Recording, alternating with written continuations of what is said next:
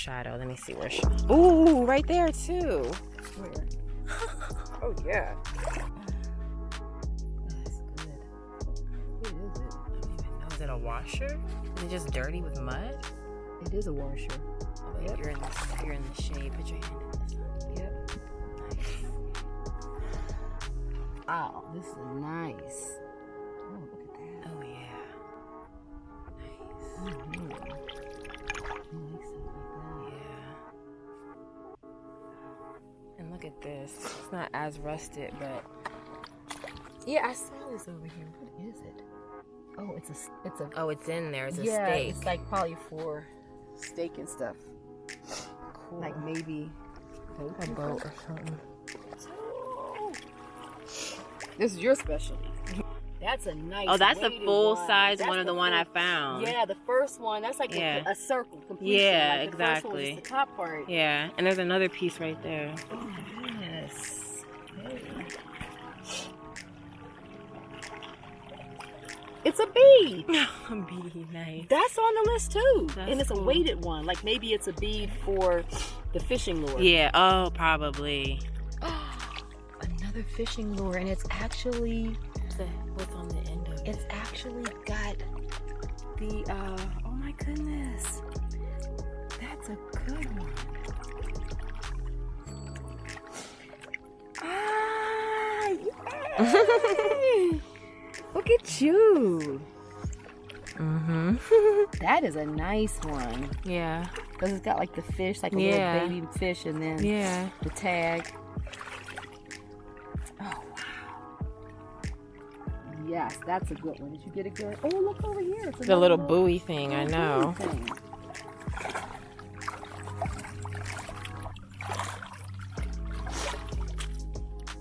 Yeah. It's like like the string is going underneath the, yeah. Oh, look at the hook is on it still. Oh, Must be something else. Wait a minute, you don't want this hook to get in you. Nope, I sure don't. Wow. Oh, I'm sorry. No, it didn't do anything. Like the hook is Nice, still. yeah, perfect. Wow. Nice. Still underneath Yeah, something. don't let it. See what's underneath there. I think it's just the, hold on. I think it's just someone was holding it down. Okay, careful. Oh, It goes all the way. hold up. Oh, there we go. Oh, I don't know what that is. On the end of the, like some rocks or something. It's another lure. No, it's like Or it's rocks like have rocks like, to hold it. or have like just started to grow onto it. Maybe the fisherman did that to kind of like hold it. Bet you something. Yay! Look at that. That's good stuff. Let's see what else. Happy Saturday, everyone. So we are back with our first in the series of our Mudlarkers inspiration deck. Oh my goodness. I had so much fun making these first two cards. I'm telling you, we are going to have a lot of fun with this. And so I stuck to just creating the cards and talking through the process with you all so you can kind of see what we're doing here. And then next week, we'll have more. We should definitely be starting our handmade papers. And then, you know, weekly, you know, every week, every other week or so, we'll be making papers and we'll be using those back in our cards. So we'll be bouncing back and forth between some gel printing, the paper, and then using those different types of decorative papers on our inspiration decks, which are basically miniature collages. I pulled out a National Geographic earlier because I had it laying around. It's 1968, and I really got inspired by this one picture. So I put this in here. It's from the islands of Paris, but I really like the feel of this part of the picture maybe because the water, and you know, you can definitely mudlark. Well, the Seine is interesting because it has these brick walls all the way up. So it's not like you can just walk down and mudlark, because it's not like the Thames where that can happen. But further downstream, and And I'm sure there is so much good stuff that must wash downstream from the you know, the saying. So I was really pretty inspired. I don't know, I think it was the colors, the dreaminess of it. I liked that. And I was thinking I might begin my story using that piece. So since I don't know, let's just go with it, right? So I'm just going to go ahead and rip this bit. I really liked it.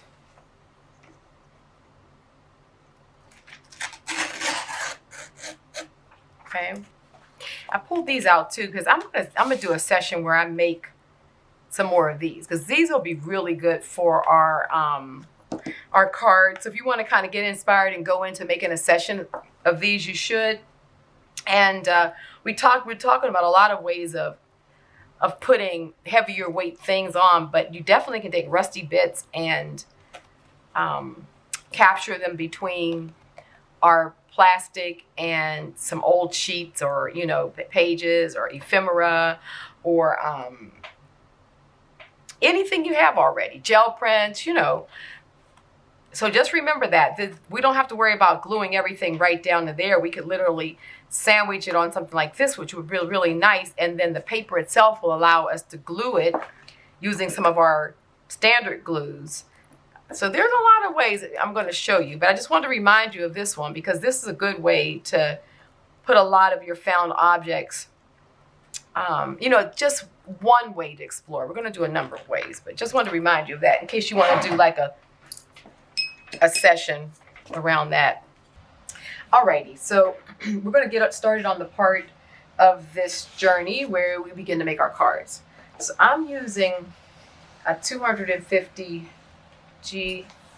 GSM, which is the weight of the paper.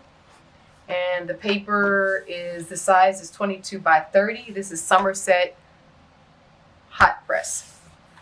It's a handmade paper, and it's very, very thick. I buy it in these 10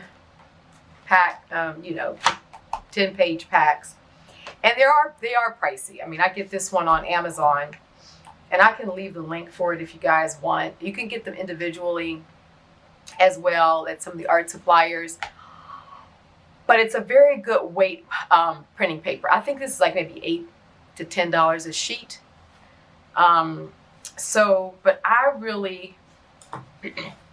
I've used this paper, you know, all of my printmaking career, and I use it in my better work, like my books, my prints, even gel prints.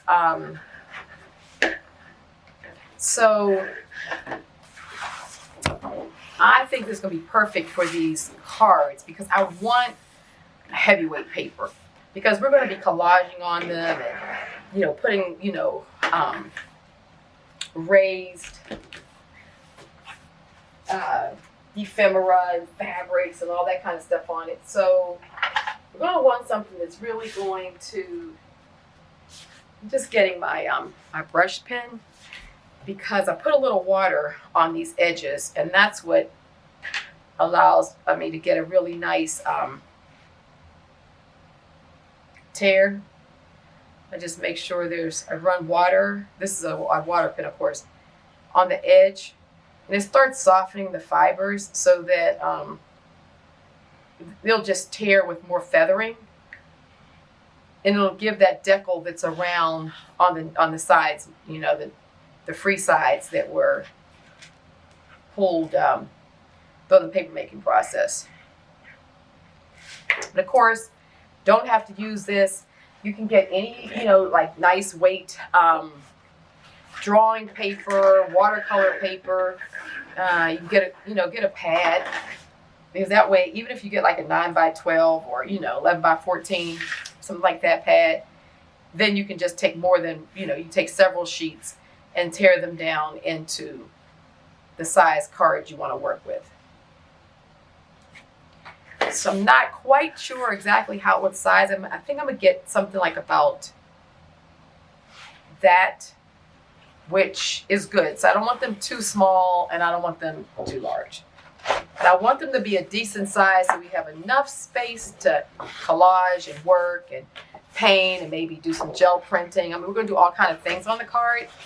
So it looks like I might end up with a card that is going to be about six, looks like maybe 6.5 by something. I don't know what that something is going to be yet. I've torn this paper down so much over the years. I kind of have a general idea of what size it's going to give me. So when we get there, I will share it with you. So if you want to duplicate it in whatever size paper you get, you'll be able to.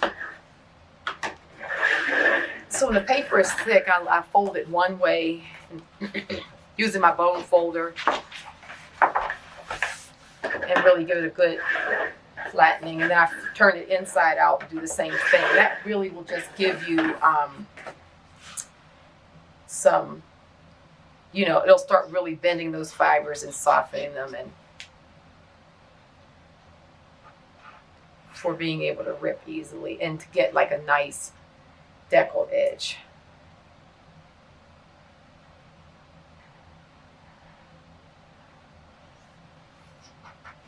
So we'll open it up. And then you want to kind of just start at the top, holding one edge and you pull with the other. You try to rip it. You don't rip it like this. You rip it, you pull it away from the seam. And that helps to feather it and to get it good.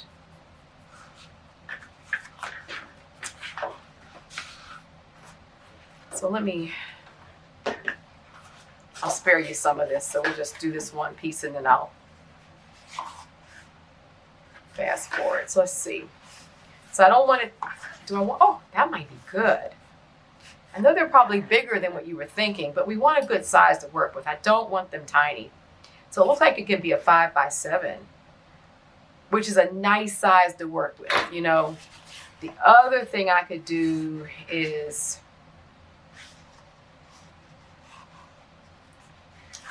so this way it is going to be 20 to 20.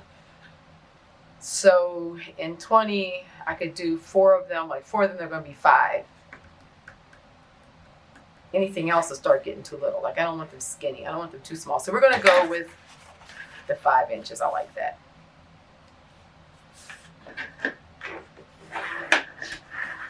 Just always kind of, and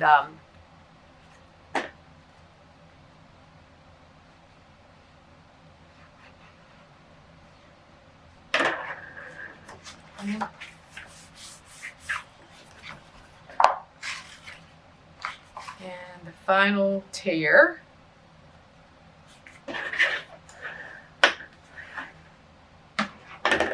is going to be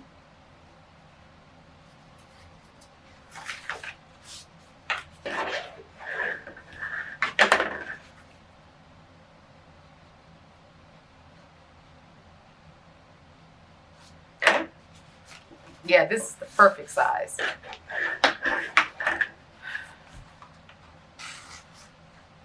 So it's going to be 5.5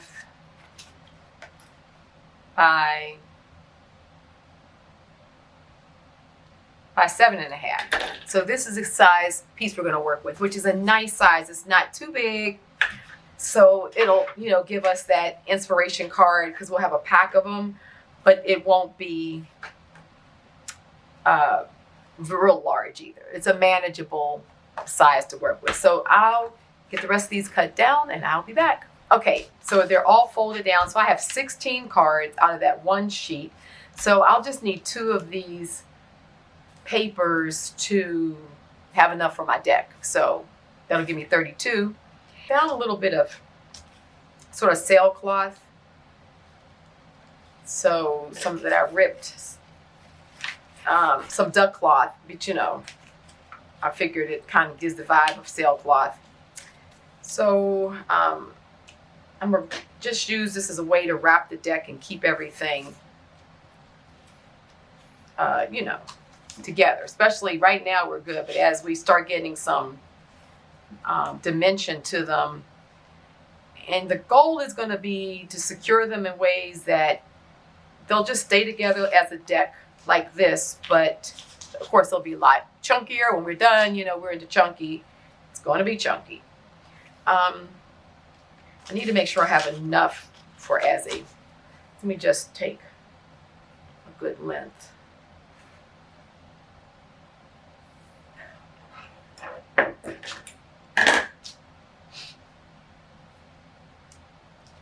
And who knows, I may change it to something else as we go, but this right here works for right now. And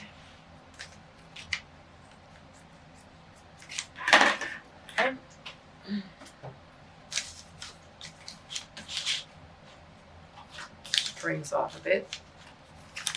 So I just kind of did a raw edge rip, so you know you get this, but I'm okay with that. Okay, so we'll use this to tie it up, and just kind of do a loose, I might just even wrap it in, tuck it around. And so there we are with the beginnings of our deck, and I'll be back for us to start working on our first couple of pieces. So the first one is this one that I created, and the inspiration was this image that I got out of a National Geographic. I was flipping through one, it's from like 1968, and this is the River Seine, right by Notre Dame. And boy, I just, the water and seeing that image just immediately brought up mudlarking.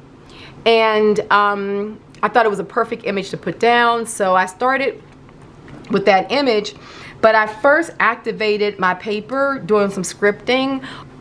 And then from there, I began to put down my pieces. You know, I put down the bridge. And then it was just about finding pieces in my stash. So you know how we love our paper stashes. I like keeping them in these envelopes. I'll make sure to put a link for these envelopes below the video, because to me this is the best way to keep all these little pieces of paper, and I like to be able to still see in them so I don't forget what's in them, but I still use them, and it kind of keeps things organized. So you'll see me going to these type of envelopes a lot. And so I started just pulling out pieces that just spoke to me. And so I just kind of began to collect and begin to figure out where I wanted to arrange the collage elements. And so, you know, that's, you know, it's kind of how, you know, it's intuitive collage for me, because I really don't know where the collage is going to go. I don't have this really preset idea.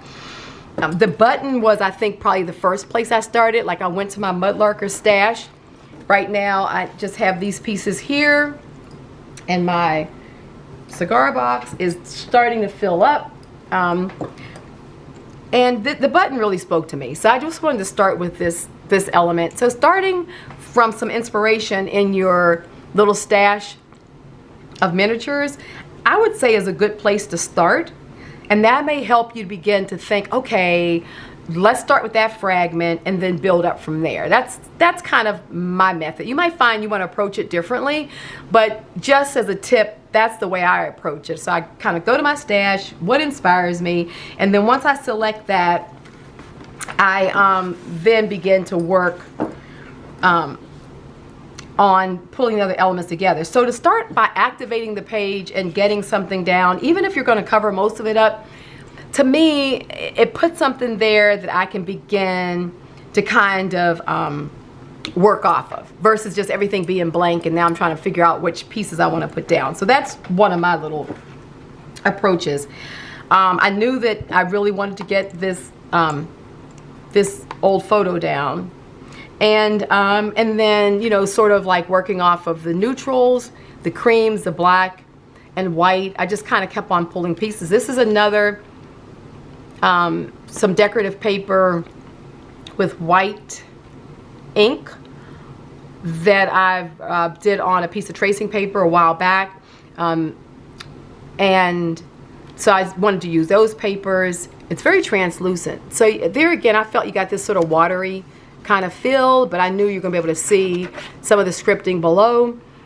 This is another jelly print. I call this fat fragments, where I sort of just make these small fragments on the gel plate and print them, and then I keep them in the stash on tissue paper, and those are just ready to go. The button, I decided to put it on a piece of this vintage Asian paper. Really just like the way it looked on there. I think I really like the stark white of the button against these creamy tones, and you know, it picked up the creamy tones in here without being too overpowering. And found some sheet music that's from a French book, sheet music, and I just thought that was appropriate with the sort of the French vibe that we had going on here. And then this pink fabric was hanging around the whole time, and I really liked it. So I knew I was going to use it, didn't know how much I was going to use because it had a larger piece with the ink blots on there, and I sort of settled on just this little fragment here because I kept on hearing in my mind the dressmaker's daughter, which is why I just sort of, you know, jot that on the back of it. And a lot of times whatever words or phrases or whatever may be going through your mind when you're working, just jot it on the back of your cards, because you know, I could come back at another point and write more. I might just end up keep on putting phrases. But to me, that's where, you know, you can kind of start telling a story and at the same time continue to work with images. And some of you may not be comfortable with doing your collages and putting your words on the top side. Maybe others are. And so you want to put like the dressmaker's daughter. I could have very easily written it on the top here, may still do that. But I leave myself options because I like to do my, you know, 80% rule, which is, you know, like just get your work to about 80%. Don't feel like you've got to finalize every little detail of your collage. Because since we're going to be working on at least 32 of these cards, you'll find that there are going to be bits and pieces that are going to develop along the way that you'll think, wow, that'll be perfect back on one of your earlier cards. The same way that I do when I collage. You've seen me do that before, where I might backtrack and take something from some pages further in back to some in the beginning, because it's the perfect little piece to put on something that wasn't completely finished. And so my 80% rule is, I feel like it allows you to continue to play, you continue to enjoy what you're doing. There's no right or wrongs. You don't have to worry about trying to force yourself to finish something and then you make a mistake and you liked it, but it was something missing and you force yourself to finish it and then you mess it up. I can't tell you how many times I would do that in the past until I stop myself and say, it's okay not to finish it. And that's how I developed the 80% rule. You know, I said, okay, yeah, that's my 80% rule. Like, I will allow myself to go as far as I feel comfortable and then stop. And you'll come back to it and it's totally okay. So the button is down. I decided to put this bit on there, and I really like the way it came out. And now, like I said, I may come back and put something else on top of it at some point. I may not. I may come back and finish, like I'll have a whole nother, you know, stream of thought, and I'll come back here and write more about the dressmaker's daughter on the back. Who knows? Right now, these are inspiration cards, and we're leaving ourselves the space to come back, add to them, to continue moving our thoughts through, and to be inspired by our own work. This is what's happening here. And to not feel like anything is precious or anything is done, okay? Love this one. So we'll probably do about 2 a week. You know, that's a good amount, depending on what we're doing. If it may be 1 if we're working more on our handmade papers. We'll just sort of see how it goes, but it'll be at least 2. I mean, it'll be at least 1, probably 2, and as well as the other things that we're going to be working on. So here again, I wanted to activate the surface, and I selected this piece, this little heart. It was a found heart that on one of my walks. I picked this up a while back. And And that became the inspiration. As soon as I saw that, I had to draw one of my hearts. I always sort of draw these kind of anatomical hearts. There are a lot of times they're in my, it's been a steady theme in my work for the last 30 years. You know, it's something about this little sketchy thing that I just love. It just speaks volumes to me about emotions, about, you know, just feelings. It has a lot of symbology to the Sacred Heart, the Divine Feminine, nurturing, just so much comes for me. So immediately I thought, okay, I'm gonna sketch, you know, my heart on here, and then came back in with my Posca pens and just kind of kept on adding some white. I ultimately added the gold. But in the meantime, I selected some of my old world script style, and I just thought that that would just not only blends in beautifully, but it kept the monotone aspect of it, because this is another piece that from one of my collages a couple of years ago that I photocopied the collage, and I was using other elements of it. This is from an old alchemical drawing that I got off the internet. And I just like this with a heart with all the eyes and stuff. And so it's just like this idea of the all-knowing heart, you know, the all-knowing emotional center is how I look at that. This is from a French book that I had. So, you know, it's from the 1700s. And so, yeah, putting that down, I felt not only the colors worked well, but it was just adding a little bit more language to, you know, sort of my old world scripting. I knew that I wanted to take the pen and attach it to a piece of fabric, and so I had some of my my Cuba cloth. These are some vintage pieces that I have, and so I really liked the stitching on the edge, and I liked the little bit of red that comes up with it. So I clipped a bit of that and used it almost like sort of like the heart becomes this metal, you know, like with a ribbon, you know, kind of concept on it. But I didn't want to lay it down flat. I really wanted it to be dimensional, so I made sure I used my white glue, but I glued it down like that. And here again, this is very monochromatic. It was just, you know, the mood I was in. Who knows when you come to these things what you're going to come up with. But so then I finished it with the gold Posca. I really like the way these Poscas, it's just a beautiful soft kind of gold, and it just adds some more. So then I came down, because I had covered up the bottom of this heart with this piece. I just wanted to come back and bring the drawing back over top of the old world scripting, and so that really worked for me. The only thing that I feel like I probably would want on here, and this is where it's going to come in time, is I'd like a really deep red piece of fabric or paper or something, and I could just see attaching it maybe in this area, maybe to a part of this already, this sort of ribbony kind of concept there. I'm sure I'm going to find another piece in the future and I'm going to add it, but right now I'm stopping there because it's fulfilling my 80% rule, that I'm at least 80% done. Sometimes you're more. I could be 90%, but you know, it's this idea of 80% is significant of, well, I'm almost done, but you know, I know that I'm gonna be putting more down. So I'm just loving these. Oh my goodness. And so here, you know, we're just beginning the idea of our deck. Now you'll find that the papers are going to curl some. It's just the nature of the beast because we're putting a lot of material on one side and not so much on the other. But we'll be able to come back and either put more paper on there or, you know, or not. We might decide that, you know, like we just like the way the deck starts, you know, kind of getting wonky and wonderful. And we're just inspired by the way all that starts, you know, interplaying as we, you know, kind of deal with tying it up. And so, you know, this kind of thing. I just love it bundled. Look at that. So we're going to be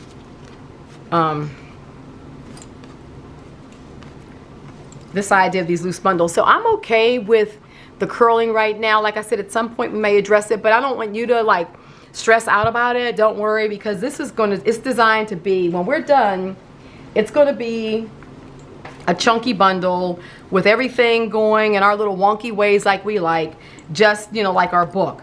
And it's gonna have that same, you know, dimension and yumminess to it and what have you, and just be very tactile and very inspirational. So I hope, you know, with this first segment, you guys are really beginning to get the vision for what this inspiration journal can be for you. And, you know, you'll begin to start seeing these as small collages and actually small pieces of art. And I want you to begin, the whole goal here for me in sharing this with you all, and the reason why I'm considering an inspiration deck, is because something about something called a jelly junkadori. You can kind of think, oh, it's still a junk journal. Oh, if I make mistakes, oh, you know, it's okay. It's not, you know, where this is really book as art. You know, when we finish this, you really just finished a book as art project, because that's what this is. There's really nothing junk to do with it, you know what I mean? But it's liberating not to think of it as being uber precious. And so we move from here to just finish doing a whole, you know, almost a year of working in a collage style on pages, and now we're moving it off onto these smaller sort of cards, right? But when you're working them, you're going to start seeing that these are small pieces of art. And when you're done, you may want to frame them, some of them. You may want to continue to work them and start seeing how, wow, I've just made, you know, 32 small pieces of art in 3 months, you know, and I'm really loving it. And then we move a little larger, you know, and a little larger. Before you know, you're able to really go from interpreting something in this journal to larger art. And that is the journey, because for so many creatives, as they're really learning their language and really developing their style, it's just almost daunting to think, like, how can I turn this into a piece of art that I really like or that I feel confident in? And so, like, these processes are designed to just keep on building your confidence and moving you along. So that's the vision here. I hope you guys can really embrace this journey and really just allow yourself to just, you know, no rules, no right, no wrong. Just jump in, have a lot of fun with this, and just watch how your art will just continue to develop. And while we're having a lot of fun, and then we're done in a few months, you're gonna have another chunky, you know, project that who knows where we'll go from there. But we're just getting started on this one, so we are gonna really enjoy ourselves. That's everything. If you enjoyed the video, please thumb it up. And, you know, because it always helps other people to find us, and our community is expanding, and so many of you have just recently found us is because the rest of us have been hearting and thumbing it up and talking and chatting, and YouTube loves that. So let's keep YouTube happy. And if you're new, please hit the bell and hit all, so that you'll get all the notifications and come hang out with us in Premiere, because we're over there right now chatting it up. And, you know, we're in there from all over the globe. And so many of you have begun to meet people in your own cities or in your regions, and, you know, are beginning to connect with each other. And I just love hearing about those stories. So, you know, come and hang out with us in Premiere. And I think that's everything. I'll make sure the links for some of the things I've talked about are below the video. And until next week, happy creating. So much love from my studio to yours. Take care. Bye-bye.